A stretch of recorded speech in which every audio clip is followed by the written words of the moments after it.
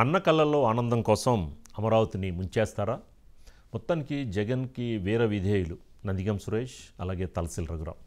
మొత్తానికి ఏదైనా సరే అమరావతి ఏదైతే చంద్రబాబు నాయుడు క్యాపిటల్ అనేది అనౌన్స్ చేసిన తర్వాత వాళ్ళకి మరి ప్రతిపక్షంలో ఉన్నప్పుడు మద్దతు ఇచ్చి, కానీ అధికారంలోకి వచ్చిన తర్వాత 3 క్యాపిటల్స్ అనే అంశం తెరపైకి తీసుకురావడం చూస్తూ ఉంటే ఏదో రకంగా అమరావతి మీద ఒక మచ్చ, ఒక మరక వేయాలి అన్న దిశగా కూడా అసత్య ప్రచారాలు చేస్తుంది వైసీపీ. ఇలాంటి నేపథ్యంలోనే మరి టీడీపీ కేంద్ర కార్యాలయంపై దాడిలోనూ కూడా వీరి పేర్లు ఉన్నాయి. అలాగే మరి ప్రకాశం బ్యారేజ్ గేట్లు దెబ్బతినడంలో ఆ పడవల అంశంలో కూడా వీళ్ళిద్దరి పేర్లు బయటకు వచ్చాయి. మొత్తానికి ఏదో రకంగా అమరావతిని ముంచెయ్యాలి అనే ఒక కుట్ర కోణం దాగుందనేది కూడా అనుమానాలు వ్యక్తమవుతున్నాయి. మొత్తానికి బెజవాడ సంబంధించిన ఈ వరదల్లో కూడా మరి వైసీపీ బురద రాజకీయం చేస్తూనే ఉంది. అసలే రాష్ట్ర ప్రభుత్వం ఉందా, అసలు ఎక్కడుంది, మరి ఇంతమంది బాధితులుంటే వాళ్ళకి న్యాయం జరగట్లేదు అని కూడా ట్వీట్లు వైజ్గా కూడా ఆయన ఎక్స్ సీఎం జగన్మోహన్ రెడ్డి గారు ట్వీట్లలో ఆయన యొక్క ఆవేదన వ్యక్తం చేస్తున్నారు. దానిపైన కూడా ఆయన మీద కూడా ట్రోలింగ్ జరుగుతుంది. కానీ ఏదైతే అధికారంలో ఉన్నా కూడా మరి ఆయనకి ఏదైతే అనుకోకుండా వచ్చిన వరదల నేపథ్యంలో మరి గ్రౌండ్ లెవెల్లోకి వెళ్ళి ఆ బాధితులను ఆదుకునే దిశగా గత 9 రోజులుగా చంద్రబాబు నాయుడు ఏం చేశారో అన్నది చాలా క్లియర్ కట్గా పిక్చర్ అందరికీ యాక్చువల్ ప్రజల్లో అందరికీ కూడా చాలా క్లియర్ కట్గా పిక్చర్ వచ్చింది. ఇలా నేపథ్యంలో ఏదైనా సరే అమరావతిని వరద నీటిలో అమరావతి అంటే ఈ బ్యారేజీ సంబంధించిన అంశం ఒక విధంగా ఆ పిల్లర్స్ కనుక ఈ బోట్ల ద్వారా కనుక గుద్దించగలిగితే, ఏమన్నా అలాంటి సంఘటనలు జరిగితే అమరావతి మునిగిపోయింది, మేము ముందు నుంచి చెప్తూనే ఉన్నాము, అమరావతి క్యాపిటల్గా పనికిరాదు అని ఒక విధంగా అలాంటి ఒక ఆలోచనని నిజం చేయాలనే దిశగా కూడా మరి ఈ రోజున బోట్లు వచ్చి కృష్ణా బ్యారేజ్ని ఢీకొట్టడం అంశంలో మాత్రం ఇందులో కుట్ర కోణం ఉండడం, ఒక విధంగా అమరావతికి ఏదైతే ఒక బ్రాండ్ ఇమేజ్ ఏదైతే చంద్రబాబు నాయుడు ఉన్నప్పుడు తీసుకొచ్చారో ఆ బ్రాండ్ ఇమేజ్ని దెబ్బతీసే పనిలో మరి నా యొక్క జగన్కు ఉన్న వీర విధేయులు ఈ విధమైన చర్యలకి పాల్పడుతున్నారా అన్న ఒక అనుమానాలు వ్యక్తమవుతున్నాయి. కానీ మరి ఇప్పటివరకు చూసుకుంటే ఈ వరదలు ఇప్పుడు కూడా ఇంత స్థాయిలో వరదలు ఎప్పుడు రాలేదు. మరి అంత వరదలు వచ్చినా కూడా మరి యాక్చువల్గా గ్రౌండ్ లెవెల్లో కనుక మహాన్యూస్ పర్యటించింది, అక్కడెక్కడ నీటి చుక్క కూడా లేదు అమరావతిలో. కానీ ఇది కావాలని వైసీపీ యొక్క సోషల్ మీడియాలో ఈ యొక్క అసత్య ప్రచారాలు చేయడం, అమరావతి మునిగిపోయింది, ఒక విధంగా ఆ యొక్క బ్రాండ్ ఇమేజ్ని చెడగొట్టాలి అన్న వేలో భాగంగా కూడా ఈ అసత్య ప్రచారాన్ని నిజం చెయ్యాలి అన్న వేలో భాగంగా ఈ బోట్ల రాజకీయాన్ని తెరపైకి తీసుకొచ్చింది. కానీ ప్రజలందరూ కూడా అన్ని చాలా క్షుణ్ణంగా పరిశీలిస్తున్నారు. ఈ యొక్క వైసీపీ చేసే అసత్య ప్రచారాలని నమ్మే పరిస్థితిలో లేదు. దీనిపైన మనకు మరింత ఇన్ఫర్మేషన్ మా ఎగ్జిక్యూటివ్ ఎడిటర్ అజిత్ గారు అందిస్తారు.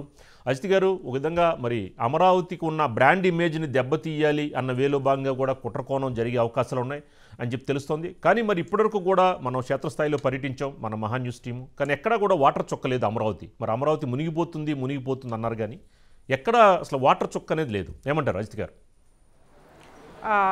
రాజు, అంటే మొత్తం మీద ఈ బోట్లకు సంబంధించి మాత్రం తొలి నుంచి కూడా అనుమానాలే ఉన్నాయి. ముఖ్యంగా 3 బోట్లు ఒకేసారి, ఆ 3 బోట్లు కూడా ఒక ప్లాస్టిక్ తాడుతోటి కట్టి ఉన్న 3 బోట్లు వెళ్ళి కృష్ణా బ్యారేజ్ గేట్లని, ప్రకాశం బ్యారేజ్ గేట్లని కొట్టుకోవడము, ఆ తర్వాత అక్కడ గేట్లు పాక్షికంగా దెబ్బతినడం. సరే, నష్టమైతే ప్రధానమైన గేట్లు కొంతవరకు ఉన్నాయి కాబట్టి నష్టమైతే వెంటనే నష్ట నివారణ చర్యలు చేయగలిగారు. మొత్తం మీద బ్యారేజ్లోంచి నీళ్లు వెళ్ళినాయి. అమరావతి ముంపుకు అసలు అవకాశమే లేదు. ఎందుకంటే అమరావతి ముంపుకు సంబంధించి ముందే ఫస్ట్ అమరావతి రాజధాని అనుకున్నప్పుడే అటు కొండవీటి వాగు నుంచి ఎత్తిపోతలు వెంటనే పెట్టడము ఇవన్నీ కూడా చేశారు కాబట్టి అమరావతి ముంపుకు అవకాశం లేదు. కానీ ఈ గేట్లని మొత్తం కూడా దెబ్బతీయడం ద్వారా అమరావతిన లేదంటే మొత్తం ఆ చుట్టుపక్కల గ్రామాలని ప్రధానంగా అమరావతిని ముంచేయడం ద్వారా గత ప్రభుత్వము 3 రాజధానుల పేరుతోటి అమరావతి నుంచి రాజధానిని తరలించే ప్రయత్నం చేసింది. అది న్యాయస్థానాల వల్ల అది ఆగిపోయింది. ఆ తర్వాత 3 రాజధానుల పేరుతో ముందుకొచ్చింది. ప్రజలు పూర్తిగా తిరస్కరించిన నేపథ్యంలో అమరావతి ఒక రకంగా ఎన్నిక కూడా అమరావతి రాజధాని కాదా అన్న అంశం మీదే ఎన్నిక జరిగిన ప్రధాన అంశంగా ఎన్నికలు జరిగి పూర్తి స్థాయిలో అమరావతి రాజధాని అన్న టీడీపీ కానీ కూటమి అధికారంలోకి వచ్చిన నేపథ్యంలో ఖచ్చితంగా అమరావతినే రాజధాని కావాలని ప్రజలు కోరుకుంటున్నారు. కాబట్టి అమరావతిని మళ్ళీ ముంచడం ద్వారా లేదా ఒకసారి అమరావతిలో ముంపు గురవడం ద్వారా ఒకవేళ అంటే రాజధానిగా మేము ముందే చెప్పాము ఇక్కడైతే ముంపు ప్రమాదం ఉంటుంది అని చెప్పి చెప్పుకోవడానికి ఏమన్నా వైసీపీ ప్లాన్ చేసిందా? ఇది ప్రస్తుతం జరుగుతున్న చర్చ. అయితే ఈ బోట్లకు సంబంధించి మాత్రం ప్రధానంగా అనేక అంశాలు, ఆ బోట్ల మీద ఉన్న రంగులు ఒకటి, ఆ తర్వాత 3 బోట్లు కూడా ఎక్కడైనా అంత పెద్ద బోట్లు, ఆ బోట్లు దాదాపు ఒక్కొక్క బోట్ వచ్చి 1.5 కోటి ఖరీదు చేస్తాయంట. అలాంటి బోట్లని ప్లాస్టిక్ తాడుతోటి కట్టేసి అక్కడ పెట్టడం. జనరల్గా ఇనుప గొలుసులతోటి లంగరేస్తారు బోట్లని, కానీ ప్లాస్టిక్ తాళ్లతోటి కట్టి దాంతోపాటు ఆ బోట్లని తరచూ కూడా నందిగం సురేష్, గతంలో ఎంపీగా ఉన్న నందిగం సురేష్, ఆయన ఇసుక రవాణాకి ఉపయోగించేవాడంట. అది కూడా ఉద్దండరాయుడుపాలెం వైపు మాత్రమే ఆ బోట్లు ఉండేయంట. కానీ ఆ బోట్లు అటు కాకుండా ఇటువైపు అవతల గట్టు వైపుకి ఆ బోట్లు రావడం ఏంటి, ఎందుకు తీసుకొచ్చారు? తీసుకొచ్చిన తర్వాత ఇంత వరదలు, ఇప్పుడేం కృష్ణా ఇటు ప్రకాశం బ్యారేజ్లో వాటర్ ఇప్పుడు రాలేదు, దాదాపు 1 నెల నుంచి సాగర్ వాటరు పైన జూరాల, శ్రీశైలం, సాగరు, పులిచింతల నుంచి నీళ్లు వస్తానే ఉన్నాయి. ఫ్లో చాలా తీవ్రంగా ఉంది. అంత తీవ్రంగా ఉన్నప్పటికి కూడా చాలా వేగ్గా ప్లాస్టిక్ తాళ్లతో కట్టేసి కోట్ల రూపాయల ప్రాపర్టీ అది, దాన్ని అక్కడ ఎందుకు వదిలేరు అని అనేది చాలా అనుమానాలకి దారితీస్తోంది. ముఖ్యంగా ఆ ప్లాస్టిక్ తాడుతో కట్టేసి మరో 2 బోట్లు కూడా, చిన్న చిన్న బోట్లు కూడా వాటికి అటాచ్ చేసుకుంటూ ఖచ్చితంగా అవి పోయి గేట్లని కొట్టే విధంగా, గేట్లని గుద్దే విధంగానే మొత్తం కూడా ప్లాన్ చేశారు అని అనేది అటు అధికారుల, ఇరిగేషన్ అధికారుల ప్రాథమిక దర్యాప్తు, పోలీసుల ప్రాథమిక నివేదిక అన్నింట్లో కూడా అదే తేలింది. ఇందులో ప్రధానంగా ఈ బోట్ల యజమానులు ఎవరైతే ఉన్నారో వాళ్ళల్లో ఒకళ్ళు ఉషాద్రి, అదేవిధంగా కోమటిరెడ్డి రామ్మోహన్, ఇద్దరు కూడా. అందులో ఉషాద్రి జగన్మోహన్ రెడ్డి గారికి ప్రధాన అనుచరుడిగా ఉండే తలశీల రఘురామ్కి బంధువు, అదేవిధంగా కోమటిరెడ్డి రామ్మోహన్, ఆయన కూడా వైసీపీకి సంబంధించిన వ్యక్తే. వాళ్ళిద్దరికి సంబంధించిన ఈ బోట్లని నందిగం సురేష్, ఆయన అనుచరులు కూడా తరచూ ఇసుక రవాణాకి వాళ్ళు వాడుతుంటారంట. ఇసుక రవాణాకి, ఇసుక అక్రమ రవాణాకి వీటిని వినియోగిస్తుంటారు. నందిగం సురేష్ బ్యాచ్ ఇసుక అక్రమ రవాణాకి వినియోగించే ఈ బోట్లు అంత అనుమానాస్పదంగా అక్కడ వరదల్లో కరెక్ట్గా వెళ్ళి గేట్లని గుద్దే విధంగా చాలా వేగ్గా ప్లాస్టిక్ తాళ్లతో కట్టేసి అవతల ఒడ్డు వైపు నుండి ఉద్దండరాయుడుపాలెం వైపు ఉండే బోట్లు ఇటు పక్కకి రావడం వెనకే దీని వెనక కుట్రకోణం ఉంది అని అనేది తీవ్రంగా బలపడుతోంది. ఈ నేపథ్యంలోనే ఆ బోటు యజమానులు ఇద్దరిని కూడా అరెస్ట్ చేశారు.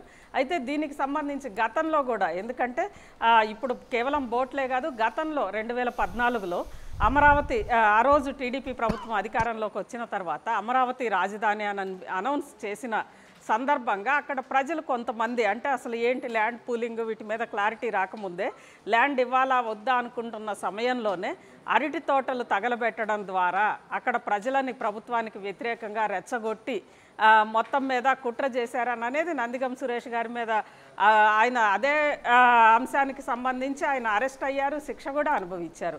అంటే గతంలో కూడా ఇలాంటి రికార్డు ఉంది కాబట్టి ఇక్కడ కూడా మళ్ళీ అమరావతి ముంచడానికి కుట్ర జరిగింది అని అనేది ప్రాథమిక నివేదికలు, అధికారుల నివేదికలు అందుతున్నాయి. ఈ నేపథ్యంలోనే ప్రస్తుతం ఆ దిశగానే చర్చ జరుగుతోంది. బోటు యజమానులు కూడా ఇద్దరు అరెస్ట్ అయ్యారు.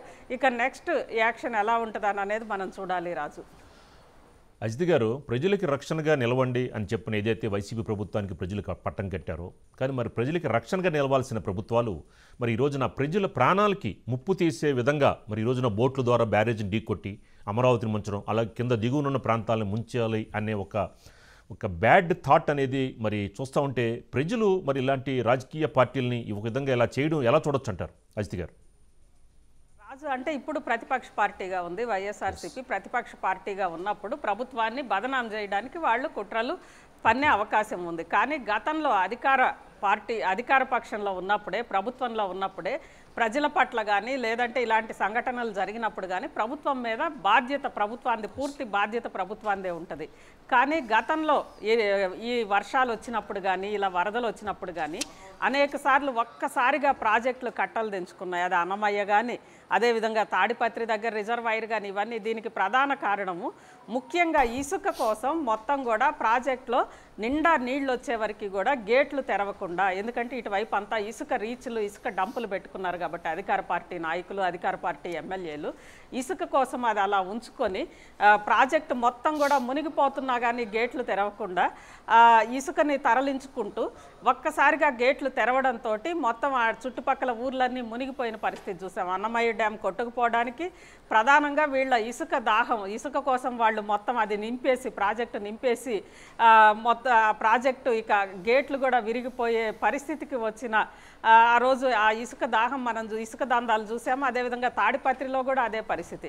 ఆ తర్వాత చివరికి ఇక గేట్లు ఎత్తక తప్పదు, లేదంటే మునిగిపోతాయి అన్న నేపథ్యంలో దాదాపు ఒక 100 రూపాయల గ్రీజు కూడా గేట్లు ఎత్తడానికి గేట్లు మొరాయిస్తే ఆ గ్రీజుకు కూడా డబ్బులు లేక చివరికి మొత్తం మీద ఎంత విలయం జరిగిందో మనం చూసాం. అంటే అధికార పార్టీలో ఉన్నప్పుడే కేవలం ఆ ఎమ్మెల్యేనో లేదంటే ఆ దగ్గర వైఎస్ఆర్సీపీ నాయకుల ఇసుక కోసం, ఇసుక దందా కోసం ఊర్లను ముంచెత్తిన చరిత్ర ఉంది. కాబట్టి ప్రభుత్వం అధికారంలో ఉన్నప్పుడు, ప్రతిపక్షంలో ఉన్నప్పుడు ఇలాంటి వాటికి పాల్పడే అవకాశం లేదా అనేది ప్రజల్లో కూడా చర్చ జరుగుతుంది. రాజు. రైట్, థ్యాంక్ యూ అజిత్ గారు.